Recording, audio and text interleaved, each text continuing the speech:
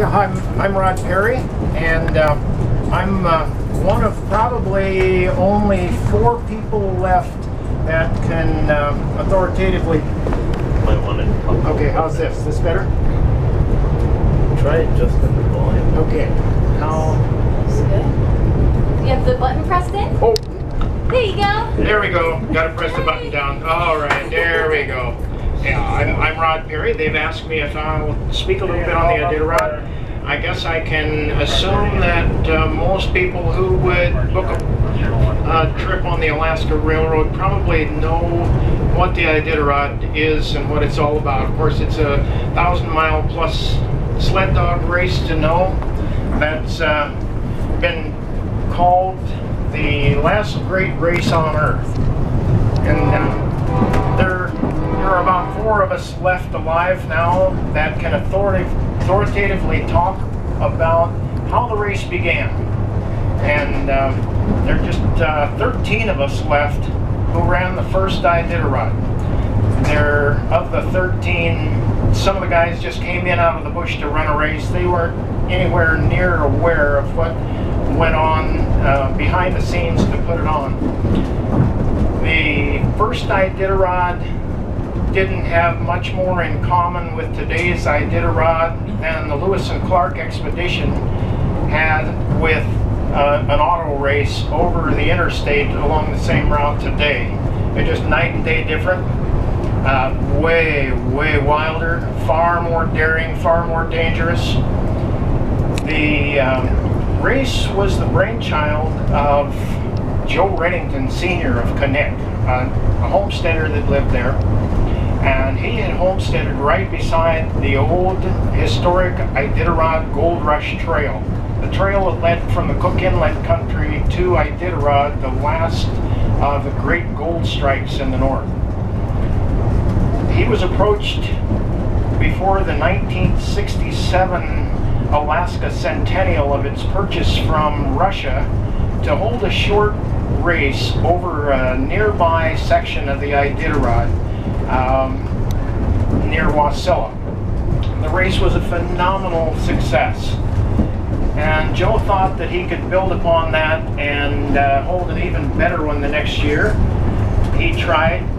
The weather didn't cooperate, and he tried again, and it was pretty much met with a collective yawn. Something was wrong. Well, Joe didn't know quite how to put his finger on it. He hadn't lost faith that a great race could be held, but he was out in the village of Unalakleet in the summer of about 1970 on a boat building project, and he was shocked.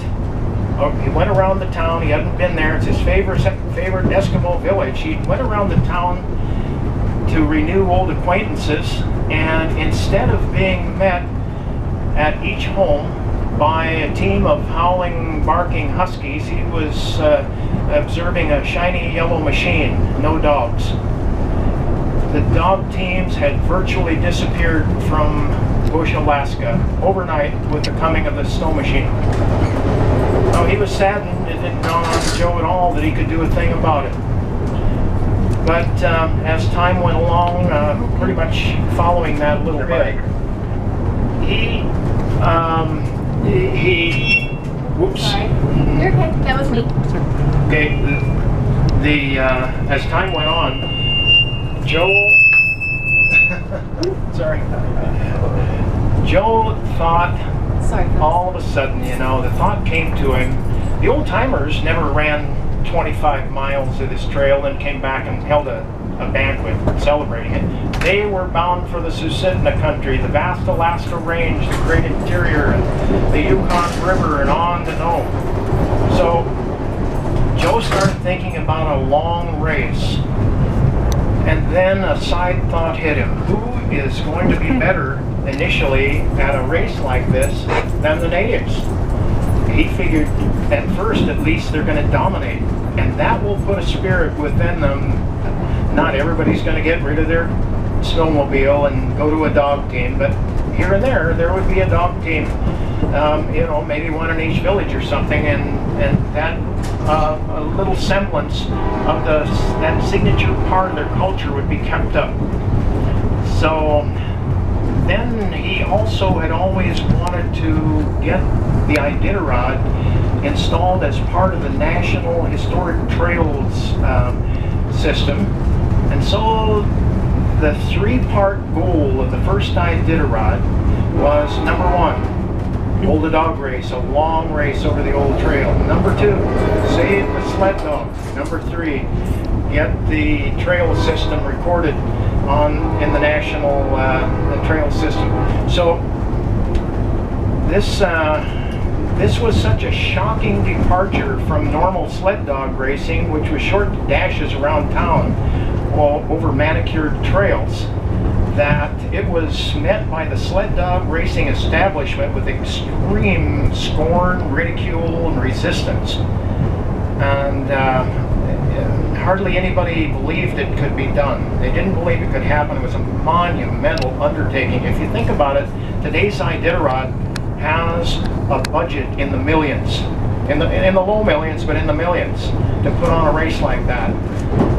That first Iditarod, because of the lack of belief, the scorn, the ridicule, the bad-mouthing that was going on around town, there was less money to stage that race and hold it than the single, well, let me see if I can phrase it right.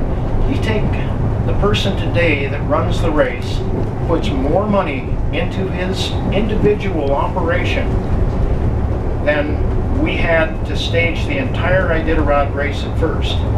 When you're going to have something that's that ill-funded, you can't very well lay out much of a logistical system. It was going to be bare bones, ragged, barely held together enough to stick together, we hoped. What that did was put a premium on people signing up for it that had fantastic survival and trail skills.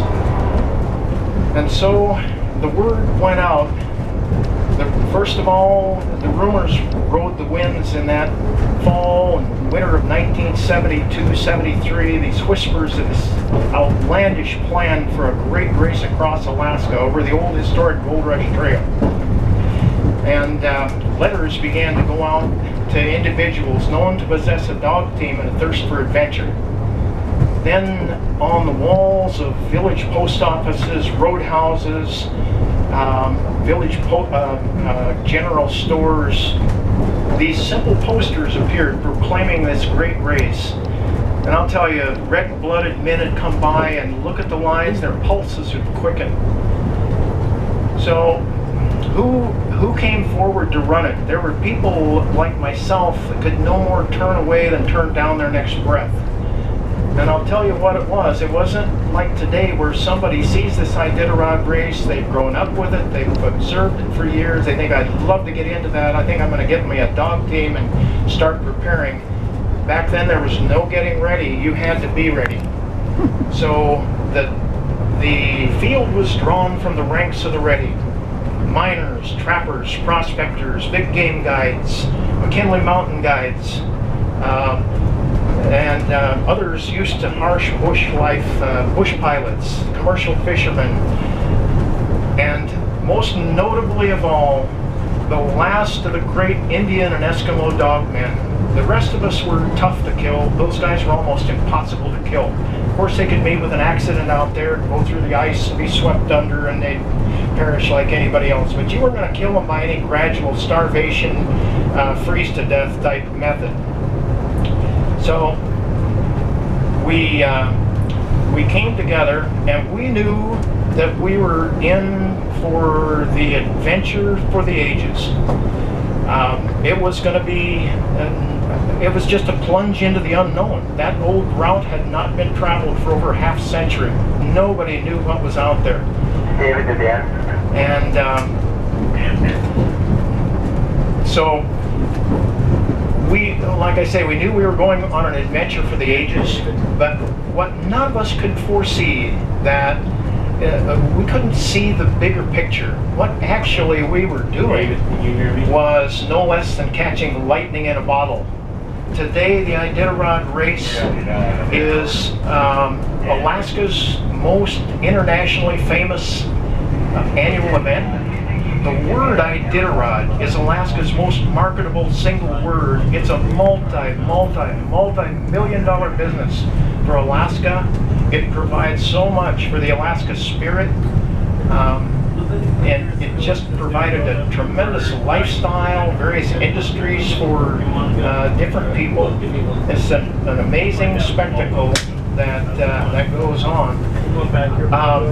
I think they just wanted me to talk for a little while over the intercom, but I will be here in car B.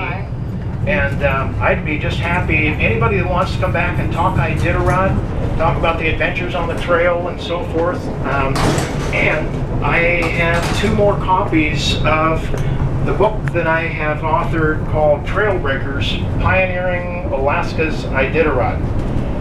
Got 2 more of those copies for sale here. Be happy to sign one for you individually. So anyway, car B, I'll be here. Thanks, Mike.